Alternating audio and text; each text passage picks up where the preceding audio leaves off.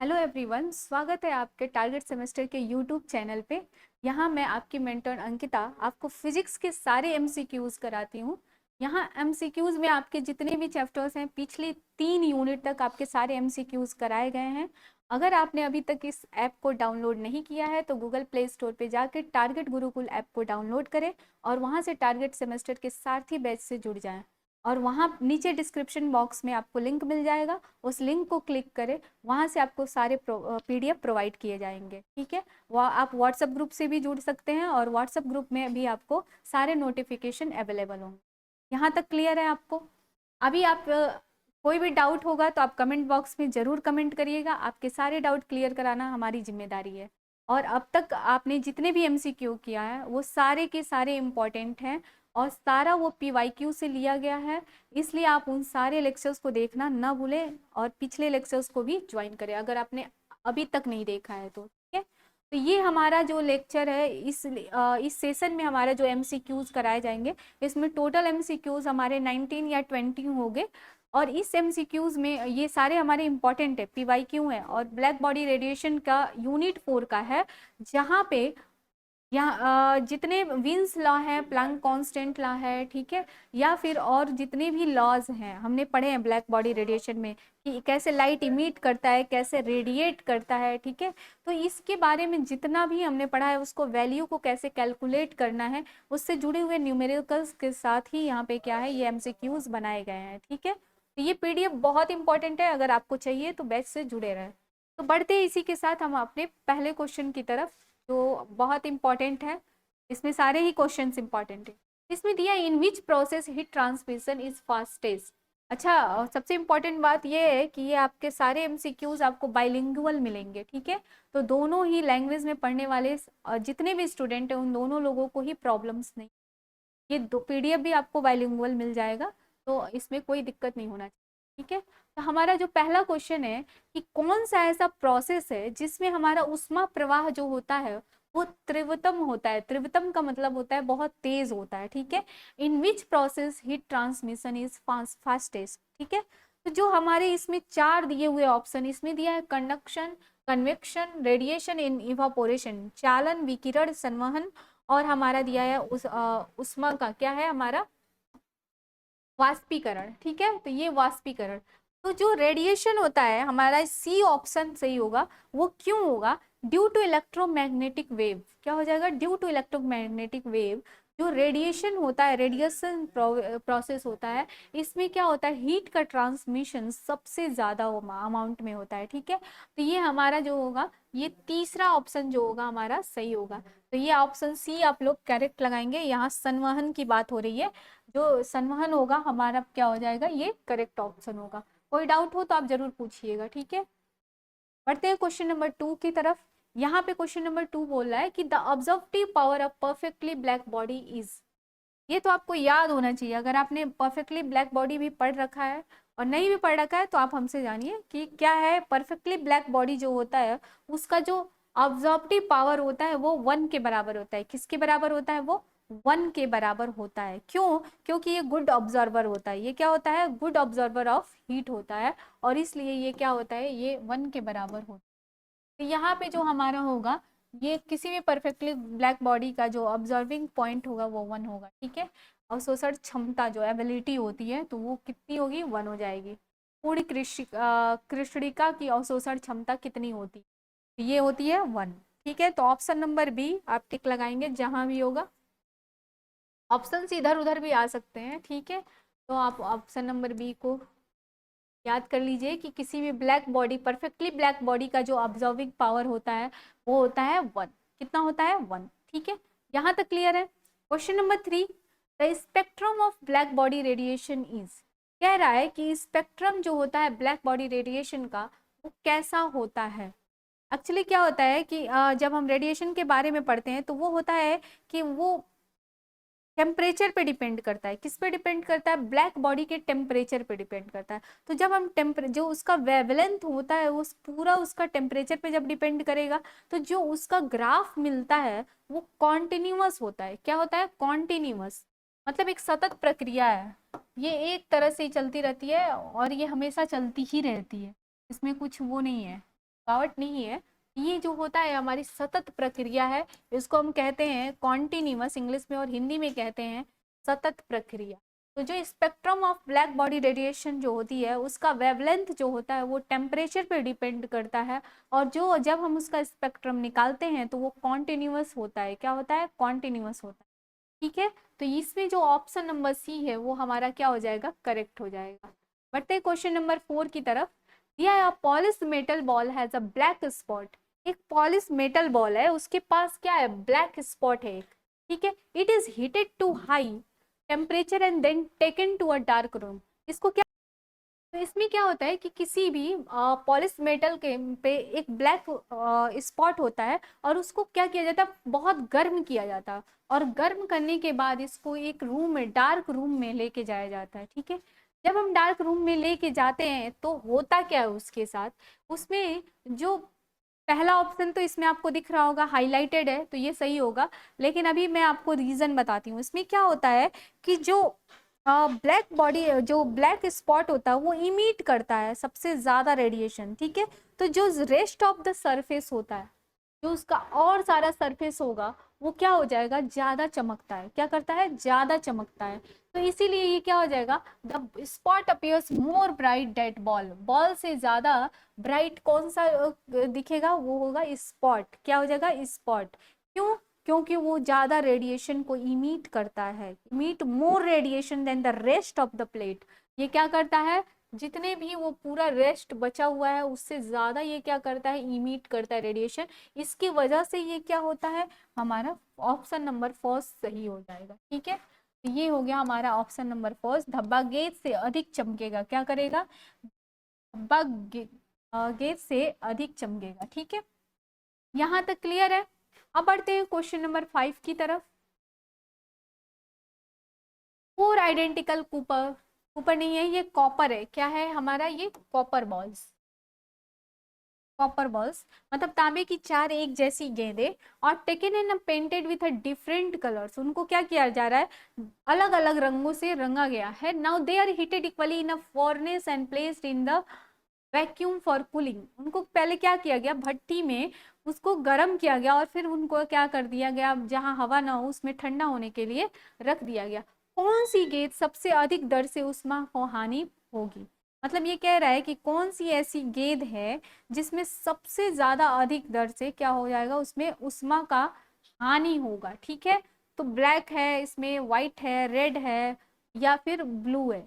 इन चारों चीजों को दिया है ऑप्शन में, इन चारों का ही आप बता सकते हैं कि इसमें क्या हो सकता है। ठीक है, तो इसमें क्या होता है? इसमें सबसे ज्यादा जो लाइट इमिट करेगा वो होगा हमारा ब्लैक। ठीक है, अब जब ब्लैक कलर जब सबसे ज्यादा लाइट इमिट करेगा due to the colour of black, तो ये क्या करेगा? रेडिएट भी करेगा, उतना ही उष्मा क्या करेगा? ये रेडिएट करेगा, उतना ही ज्यादा चमकेगा, ब्राइट चमकेगा।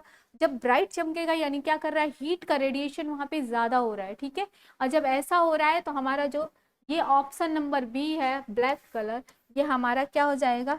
खुरदुरी काली। ठीक है, ये हमारा क्या हो जाएगा? सही ऑप्शन हो जाएगा। तो click on the B option. ठीक है, tick on the B option. बढ़ते हैं क्वेश्चन नंबर 6 के पहले, उससे पहले आपको कोई भी डाउट हो तो आप कमेंट बॉक्स में जरूर बताएं। आपके सारे डाउट को क्लियर करना हमारी जिम्मेदारी है। ठीक है, तो आप अपना कमेंट देते रहेंगे, और इस बैच को देख के अपना लाइक और सब्सक्राइब भी देते रहेंगे। ठीक है, इस चैनल को सब्सक्राइब करिए, और बेल आइकन को भी प्रेस कीजिए ताकि आपको सारे नोटिफिकेशन मिलते रहे। ठीक है, अब बढ़ते हैं क्वेश्चन नंबर 6 की तरफ। The rate of emission of radiant energy by a black body at a 27 degree centigrade is E. If temperature is raised to 327 degree centigrade, the rate of radiant energy emitted by the body will be. Okay. इसमें क्या कह रहा है? हिंदी वाले बच्चे भी समझे कि 27 डिग्री सेंटीग्रेड ताप पर कृष्णिका द्वारा विकिरण की उत्सर्जन जो दर है, मतलब जो उसमें उत्सर्ज कर रहा है, रेडिएट कर रहा है, वो होती है 27 डिग्री सेंटीग्रेड पे। यदि आप 327 डिग्री सेंटीग्रेड कर दिया जाएगा, उसका टेम्परेचर बढ़ा के कितना कर दिया जाए? 327 डिग्री सेंटीग्रेड कर दिया जाए, तो उसकी उत्सर्जन दर कितनी हो जाएगी? ठीक है, तो इसकी वैल्यू हमको कैलकुलेट करनी है। तो यहाँ से हम देखते हैं, आपको फॉर्मूला पता होगा अगर आपने ब्लैक बॉडी टेम्परेचर के बारे में पढ़ा है, तो E1/E2 इज इक्वल्स टू हमारा होता है E1 upon T2 is equals to T1 का 4 डिवाइडेड बाई T2 का 4। ठीक है, पहले तो हम क्या करते हैं, सेंटीग्रेड को चेंज कर लेते हैं। क्या कर लेते हैं, चेंज कर लेते हैं। तो पहले ये बताओ 27 डिग्री का अगर हम जोड़ दें, कितना था 27 प्लस 273, तो ये कितना हो जाएगा 0, 7 2 9 0 300। ठीक है केल्विन, और ये कितना हो गया 327 प्लस 273, ये कितना हो जाएगा 600। ठीक है, इतना हो गया। इन दोनों की वैल्यू रख लो, ये T1 हो गया और ये कितना हो गया T2 हो गया। अब इन दोनों की वैल्यू आप पुट करो ऊपर, ये कितना हो जाएगा बताओ तो, E1 upon T2 is equals to T1 की वैल्यू रखो, ये कितना हो जाएगा, ये आएगा हमारा 1/16। कितना आ जाएगा 1/16। तो यहाँ पे हो जाएगा E2 बराबर 16E1। कितना हो जाएगा 16E1। क्लियर है, हमारा कितना आ जाएगा E2 बराबर 16E1। आप यहाँ वैल्यू रखेंगे, इसका फोर्थ हाफ निकालेंगे, 0 0 कट जाएगा, 3 को 4 बार इंटू करिए, ये हो जाएगा 81। और ये नीचे कितना हो जाएगा हमारा 9 9 और नीचे हो जाएगा 6 इंटू 6 इंटू 6 इंटू 6। ऐसे ही कर लीजिए आप, ये कर लीजिए ऐसे 3 इंटू 3 इंटू 3 इंटू 3। ठीक है, 3 1 जा 3, 3 1 जा 3, 3 1 जा 3, 3 1 जा 3, 3 2 जा 6, 2 2 2 1/16 का कितना आएगा 1/16। E1 इज इक्वल्स टू कितना हो जाएगा, ये E2 इज इक्वल्स टू कितना हो जाएगा 16E1। कितना आ जाएगा 16E1। आपके ऑप्शन में कहीं है 16E1 या 16E, ये हो गया हमारा ऑप्शन नंबर सी। कितना हो गया हमारा ऑप्शन नंबर सी, ये हमारा आ गया 16E के बराबर। क्लियर है यहाँ तक, आप देखिए 16E यहाँ पे इंग्लिश इस लैंग्वेज में देखिए बच्चे, ये कितना हो गया हमारा 16E के बराबर हो जाएगा। कितना हो जाएगा 16E के बराबर। ठीक है, ये क्लियर है आपका। क्वेश्चन नंबर 6 में कोई भी डाउट हो तो आप जरूर पूछिएगा। ये आपको क्वेश्चन नंबर 6 का एकदम अच्छे से समझा दिया गया है। ठीक है, टेम्परेचर को केल्विन में चेंज करना है। अब दे रहा है, ये तो आपको पता ही होगा, Rayleigh Jeans law holds for, Rayleigh Jeans का नियम किसके लिए सत्य है। इसमें दे रहा है बड़ी तरंग दैर्घ्यों के लिए। तो क्या होता है इसमें, जब स्मॉल टेम्परेचर की बात करते हैं, स्मॉल टेम्परेचर की, उसमें क्या होता है लॉन्गर वेवलेंथ की बात होती है। किसकी बात होती है, लॉन्गर वेवलेंथ की बात होती है। ठीक है, जब ऐसा होता है तो ये हमारा क्या होता है, रेले जीन्स जो है वो काम ही करता है स्मॉल टेम्परेचर के लिए, इसलिए इसमें जो वेवलेंथ होती है वो हमारी कैसी होती है, ये लॉन्गर वेवलेंथ के लिए काम करता है। ये हमारा पहला ऑप्शन जो है, ये हमारा क्या हो जाएगा, लॉन्गर वेवलेंथ के लिए ये काम करता है। ठीक है, ये फर्स्ट ऑप्शन जो हो जाएगी बड़ी तरंग दैर्घ्यों के लिए, ये हमारा सही हो जाएगा। और ये आपको ज़्यादा कुछ नहीं देखना है, रेले जीन्स के बारे में आपको पढ़ना है। रेले जीन्स जो काम करता है वो प्लैंक बॉडी के रेडिएशन के आधार पे काम करता है, जहाँ स्मॉल टेम्परेचर के लिए जो लैम्डा है उसकी वैल्यू जो होती है वो लॉन्गर होती है। वो क्या होती है हमारी, लॉन्गर होती है। ठीक है, तो ये लॉन्गर जस्ट अपोजिट एक में होता है, अभी आगे हम पढ़ेंगे उसको। ये नेक्स्ट हमारा हो गया wins radiation law holds for, ये जो होता है हमारा लार्जर टेम्परेचर के लिए, स्मॉल वेवलेंथ के लिए ये काम करता है। किसके लिए, स्मॉलर वेवलेंथ के लिए काम करता है। ये जो नेक्स्ट हमारा क्वेश्चन है, क्वेश्चन नंबर 8 क्या कह रहा है, wins radiation law holds for, wins जो रेडिएशन है वो किसके लिए होल्ड करता है, किसके लिए सत्य है, for longer wavelength, for smaller wavelength, all wavelength and no wavelength.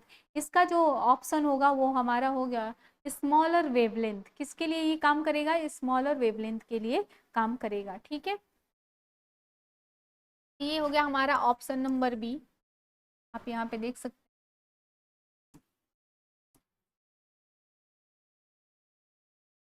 अब बढ़ते हैं planks law radiation holds for.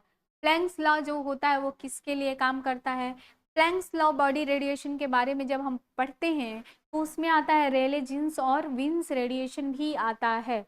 तो ये दोनों ही, ये क्या करते हैं, स्मॉलर के लिए काम करता है एक, और एक किसके लिए काम करता है, लॉन्गर वेवलेंथ के लिए काम करता है। मतलब वो किसके लिए होल्ड्स करता है, एक स्मॉलर के लिए और एक लॉन्गर के लिए, ठीक है।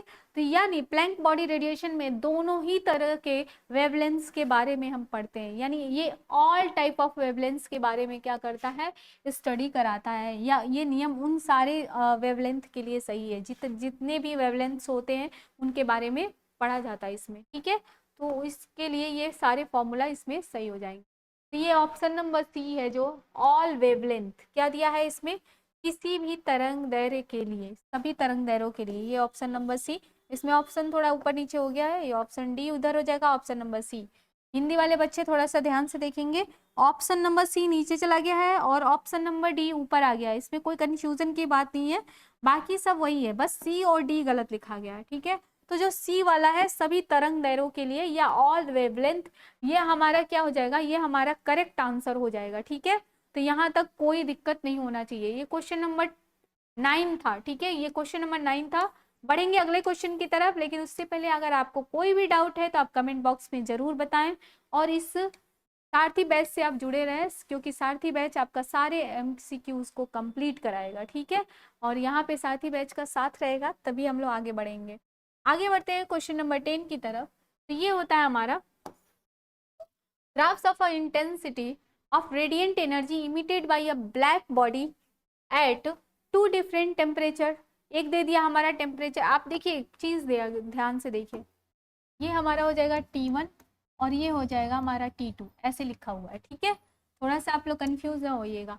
इन figure maximum intensity are obtained at a wavelength L lambda 1, ये क्या हो जाएगा हमारा lambda 1 एंड ये क्या हो गया lambda 2 respectively, then the ratio of lambda 1 divided by lambda 2 बराबर व्हाट, क्या हो जाएगा, बराबर व्हाट। यही पूछ रहा है, क्या पूछ रहा है कि T1 तथा T2 ताप पर उत्सर्जित विकिरण की तीव्रता 1 और तरंग दैर्ध्य 1 के बीच ग्राफ खींचे गए अधिकतम तीव्रताएं क्रमशः लैम्डा 1 और लैम्डा 2 पर प्राप्त होती हैं। तो लैम्डा 1 डिवाइडेड बाई लैम्डा 2 का अनुपात क्या हो जाएगा, ठीक है।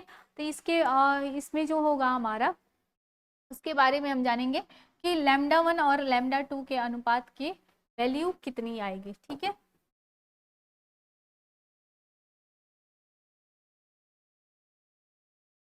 आप एक चीज जानिए, जो लैम्डा 1 होता है और लैम्डा 2, ये दोनों किसके बराबर होते हैं। पहले तो आप जानिए कि लैम्डा m जो होता है, लैम्डा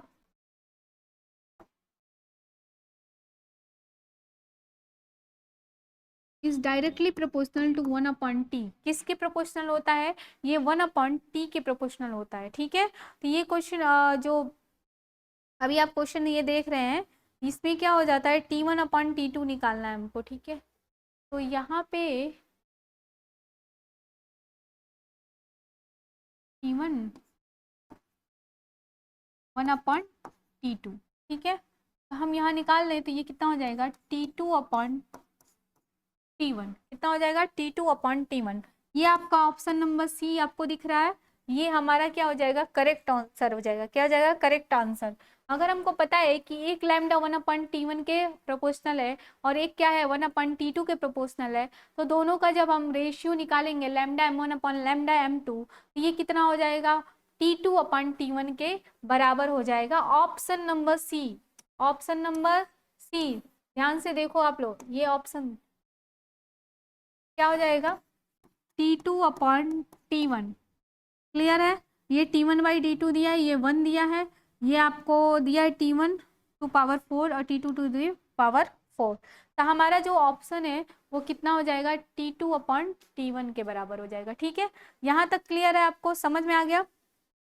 ये वाला नहीं करेंगे, ये जो हमारा होता है वो E1/E2 के बात कर रहा है, ठीक है ना। यहाँ पे लैम्डा की बात नहीं कर रहा है, ये क्या हो जाएगा, E1/E2,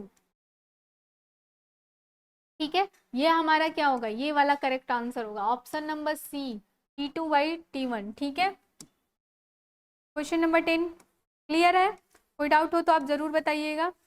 दिया है two black bodies A and B are the temperature of 727 degree centigrade and 327 degree centigrade.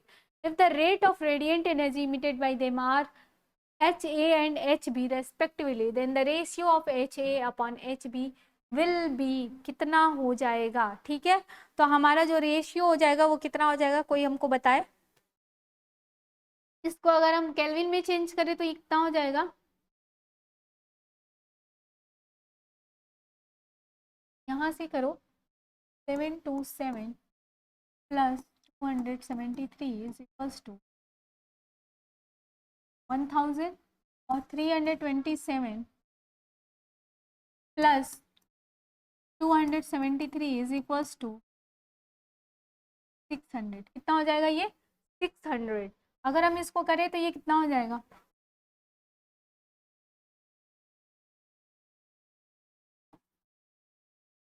5/3 कितना आ जाएगा, 5/3। पर ये सही नहीं है, एक सेकेंड। अब ये कितना आया है, 5/3 आया है, ठीक है। अब इसको टेम्परेचर अगर आप चेंज करते हो ये कितना आता है, 5/3 केल्विन में चेंज करोगे तो 1000 डिवाइडेड बाई ये 1000 हो गया, और ये कितना हो जाएगा 600। इसका पावर 4 करो और इसका पावर 4 करो, ठीक है। तो ये हमारा हो जाएगा, पहले तो इसको काट लो, 0000, ये हो गया 5/6, ठीक है। 5/3 कितना हो जाएगा, 5/3 का पावर 4 और ये 5 का पावर 4, T1 का पावर 4 और T2 का पावर 4 होता है, ठीक है। तो ये कितना हो जाएगा 625, और ये कितना हो जाएगा 3 3 9 9 3 27 81, कितना हो जाएगा 81, ठीक है। तो ये हमारा option number D, T1 to the power 4 और divided by T2 to the power 4 के प्रोपोर्शनल के बराबर होता है, रेशियो के बराबर होता है। हम टेम्परेचर को केल्विन में चेंज कर लिए, ये हो गया 1000 केल्विन, और ये कितना हो जाएगा हमारा 600। दोनों को काट के 5/3 आ गया, और इस वैल्यू को पुट करके उसका पावर 4 कर दिए तो कितना आ गया 625/81, कितना आ गया 625/81। यहाँ तक क्लियर है पूरा, ओके। नेक्स्ट क्वेश्चन की तरफ बढ़ते हैं, question number 12। Okay, if E is the total energy emitted by a, क्या दिया है, रॉड, ये क्या हो जाएगा रॉड, एट किसी वस्तु द्वारा at 7K and at the same temperature the maximum energy emitted by it be E max, ठीक है। तो हमारा क्या हो जाएगा, then E is equals to, ठीक है। अब यहाँ से ध्यान से देखेंगे, कह रहा है कि यदि 7K ताप पर वस्तु द्वारा उत्सर्जित कुल ऊर्जा E है 7K पे टेम्परेचर पे, और उसी ताप पे फिर 7K ताप पर भी इससे उत्सर्जित अधिकतम ऊर्जा E max डॉट ET है, वो कितना है ET है, देन हमारी वैल्यू क्या होगी, ठीक है। ET मतलब क्या हो जाएगा टेम्परेचर, क्या किसकी बात कर रहा है यहाँ पे, टेम्परेचर की बात कर रहा है। तो इसकी वैल्यू हमारी क्या हो जाएगी, कोई बताएगा हमको। अभी इसमें आप कमेंट बॉक्स में कमेंट कर सकते हैं अगर आपको इसका ऑप्शंस मालूम है कि कौन सा सही, वैसे तो यहाँ पे हाईलाइट किया हुआ है, ठीक है, लेकिन अगर आपको सही आंसर पता है तो आप जरूर बताएंगे। तो बाय स्टीफन्स लॉ क्या होता है कि E इज इक्वल्स टू होता है sigma A to the power T4, क्या होता है sigma A to the power T4,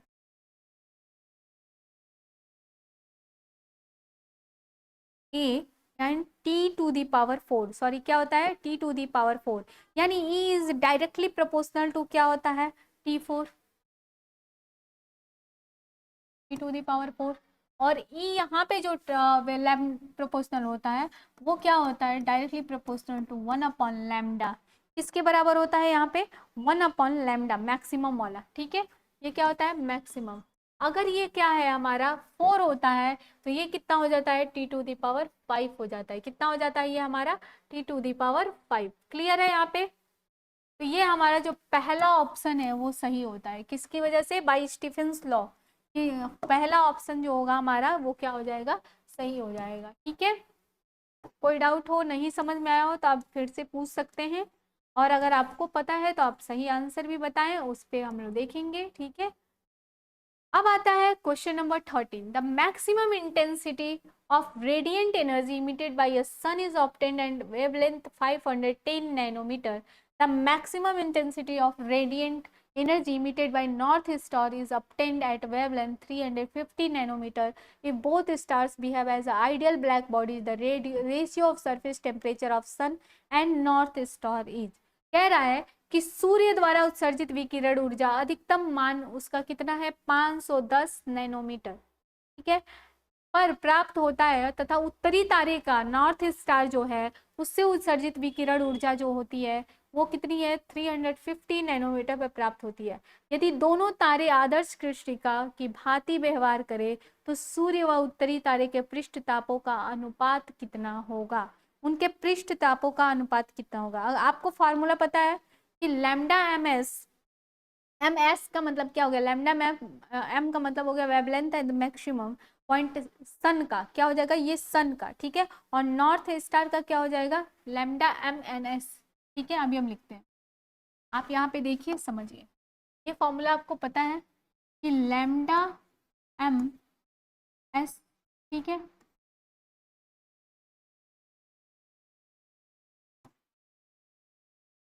T N S, इसका मतलब क्या हुआ, एन एस का मतलब नॉर्थ स्टार और एस का मतलब क्या हो जाएगा हमारा साउथ स्टार, क्या हो जाएगा हमारा साउथ स्टार, ठीक है। हमको यहाँ पे किसका निकालना है, इस पे हमको निकालना है temperature of sun and earth, temperature का रेशियो निकालना है। तो यहाँ से आप कर लीजिए T S upon T N S is equals to, ये तो यहीं पे रहेगा lambda M N S divided by lambda M S, okay, यहाँ तक क्लियर है। अब लैम्डा एम एन एस क्या होता है 350 दिया हुआ है और नीचे इसका कितना दे दिया है 510, 350 divided by 510, 0 to 0 0 cancel out, आप इसको काटिएगा ये आएगा 0.69, कितना आ जाएगा 0.69, ठीक है, डिवाइड करके आप लोग देख लीजिएगा, ये ऑप्शन नंबर बी जो है हमारा वो क्या हो जाएगा सही हो जाएगा, ठीक है। आपको समझ में आया होगा उम्मीद है। लैम्डा एम एस ये फॉर्मूला होता है into T S is equals to lambda M N S is equal into T N S, ठीक है, और दोनों का टेम्परेचर का हमको क्या करना था रेशियो निकालना था, इसलिए हमने क्या किया यहाँ पे रेशियो निकाला है, ठीक है, और रेशियो निकाल के डिवाइड करने पे हमारा कितना वैल्यू आ गया 0.69, option number B is the correct answer, ठीक है। बढ़ते हैं नेक्स्ट क्वेश्चन की तरफ। The ratio of radiant energy emitted per unit area by the two black bodies is in the ratio 16:1. If temperature of a hot body is 100,000 K, the temperature of cold body will be. हमको किसका निकालना है, cold body का temperature निकालना है, ठीक है। Cold body का टेम्परेचर निकाले उससे पहले हम हिंदी में भी इसको जान लेते हैं कि दो वस्तुओं का एक इकाई क्षेत्रफल पर उत्सर्जित जो विकिरण ऊर्जाओं का अनुपात है वो कितना है 16:1, कितना है इसका 16:1, ठीक है। यदि गर्म वस्तु का ताप कितना हो जाए 1000 K के बराबर हो जाए तब यहाँ से ठंडी वस्तु का ताप कितना होगा, तो हमको क्या निकालना है ठंडी वस्तु का ताप निकालना है। तब यहाँ से हम समझते हैं कि हमको पता है कि टेम्परेचर जो बराबर होता है वो किसके बराबर होता है, वो रेशियो तो दिया हुआ है हमारा, ठीक है, तो उन दोनों का रेशियो ले लेते हैं पहले हम।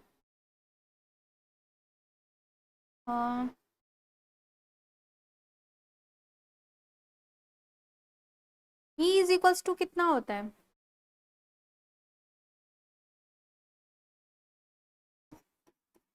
K T⁴, टेम्परेचर निकालना है, अगर टेम्परेचर निकालें तो E K/T पर, ठीक है, ये कितना हो जाएगा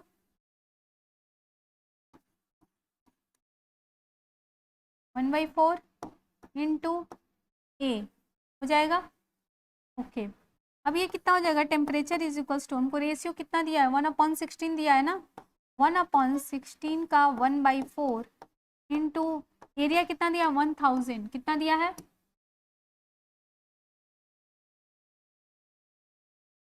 ताप, ये कितना है ताप है एब्सोल्यूट टेम्परेचर, ये कितना हो गया 1000 K, ठीक है, तो इतना हो गया। अब इसकी वैल्यू निकालेंगे तो कितना आएगा 500 K, कितना आ जाएगा 500 K, यहाँ से आप वैल्यू देख लीजिएगा ये हमारी वैल्यू कितनी आ जाएगी, 500K के बराबर आ जाएगी। ओके, यहाँ तक समझ में आ गया। T2 की वैल्यू है हमारी है, ठीक है। ओके, ये हो गया हमारा 500K, और ये हमारा हो गया सी ऑप्शन, हमारा क्या हो जाएगा, करेक्ट आंसर हो जाएगा। ठीक है, यहाँ तक आपको क्लियर है।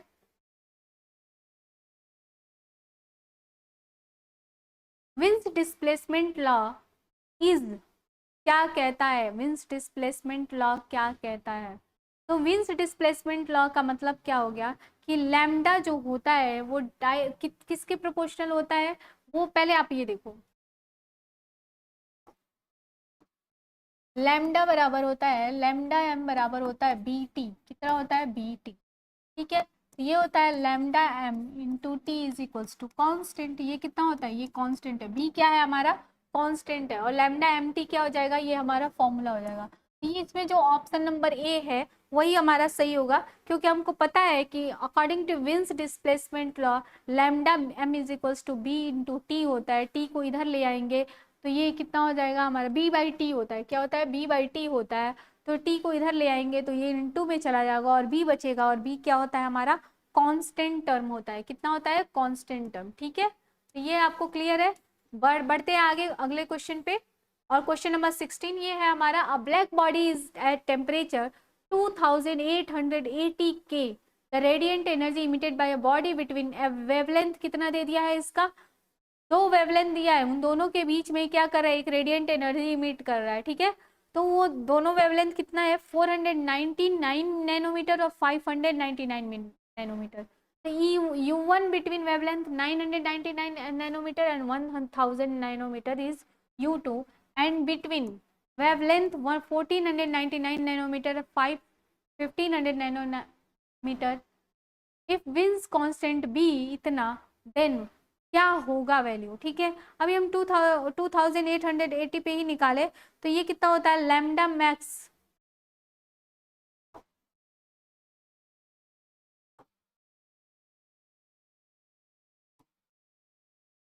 बी बाई टी होता है, कितना होता है, बी बाई टी होता है। बी की वैल्यू हमको पता है कितनी होती है, और वो होती है 2.88 इंटू 10⁶ नैनोमीटर के।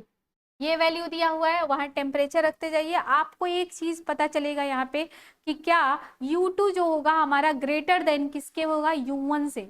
U1 से ये हमारा U2 जो हो जाएगा वो हमेशा ग्रेटर आएगा। ठीक है, तो ये वेवलेंथ आप निकालते जाएंगे तो ये आपको पता चलेगा कि U2 is the greater than U1, और ये हमारा ऑप्शन नंबर डी सही हो जाएगा। ठीक है, बढ़ते हैं नेक्स्ट क्वेश्चन की तरफ। The ratio of emissive power and objective power of each body at a given temperature is constant, the law is called Kirchhoff law. According to Kirchhoff law, the ratio of the emissive power and absorptive power is called, क्या हो जाएगा वो, is equals to constant. ये क्या होता है हमारा, Kirchhoff law, Kirchhoff ने दिया था। ठीक है,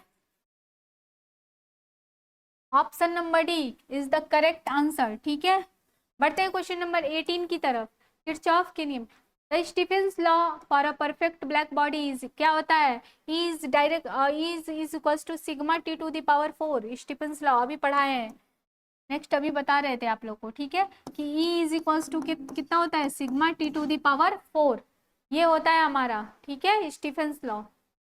तो ऑप्शन नंबर हमारा ए यहाँ पे करेक्ट आंसर है। ठीक है, अब बढ़ते हैं इस सेशन के लास्ट क्वेश्चन की तरफ। इस लेक्चर के लास्ट क्वेश्चन, ये 19 नंबर क्वेश्चन है, और इसी के साथ ये MCQ समाप्त होगा। लेकिन उससे पहले अगर आपने अभी तक एप्लीकेशन डाउनलोड नहीं किया है तो गूगल प्ले स्टोर पे जाइए और इस एप्लीकेशन को डाउनलोड करिए। ठीक है, अभी देखिए क्वेश्चन नंबर 19 क्या कह रहा है, the absolute temperature of a perfectly black body increase to twice its value, the rate of emission of energy per unit area will be। इसकी पर यूनिट एरिया पे तो उसका जो रेट ऑफ इमिशन एनर्जी है वो कैसे increase करेगा। ठीक है, जब वो 2 टाइम्स कर रहा है तो ये पर यूनिट एरिया पे जब निकालेंगे तो वो हमारा कितना हो जाएगा, 16 टाइम्स हो जाएगा। कितना हो जाएगा ये, 16 टाइम्स, क्योंकि प्रोपोर्शनल कितना होता है, T⁴। ठीक है, उसका रेडिएशन जो होता है, rate of emission of energy per unit area, per unit area perfectly black body. Okay, तो जब टेम्परेचर, तो ये कितना होता है, T⁴। अगर पढ़ाएंगे तो ये T⁴ दो गुना हो जाएगा, और दो गुने का ये कितना हो जाएगा, एक second, per unit area will be, इसका कितना हो जाएगा?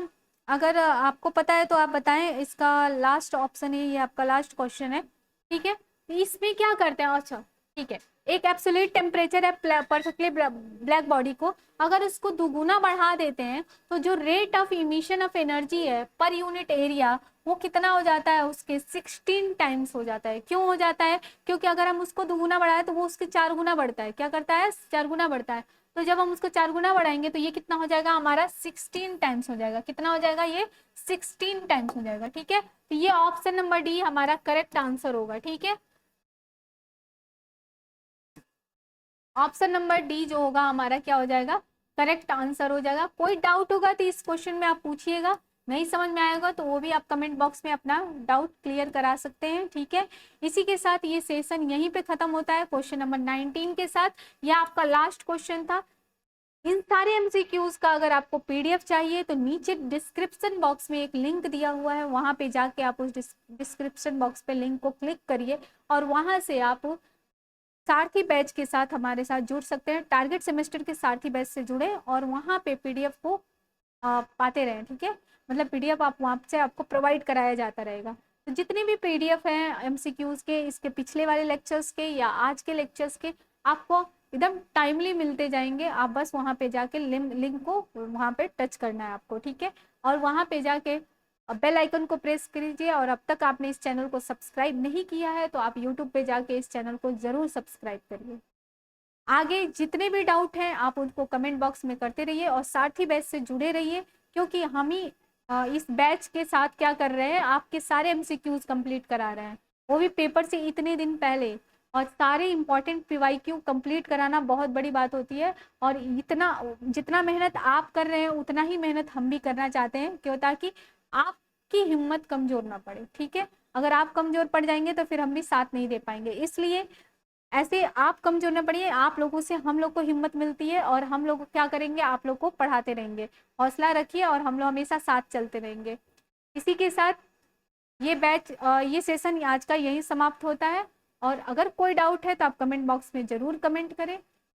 जाके अभी भी एप्लीकेशन डाउनलोड नहीं किया है तो गूगल प्ले स्टोर पे जाके एप्लीकेशन को डाउनलोड करें, व्हाट्सएप ग्रुप से जुड़े और सारे नोटिफिकेशन पाते रहें, ठीक है। आज के लिए बस इतना ही। Thank you.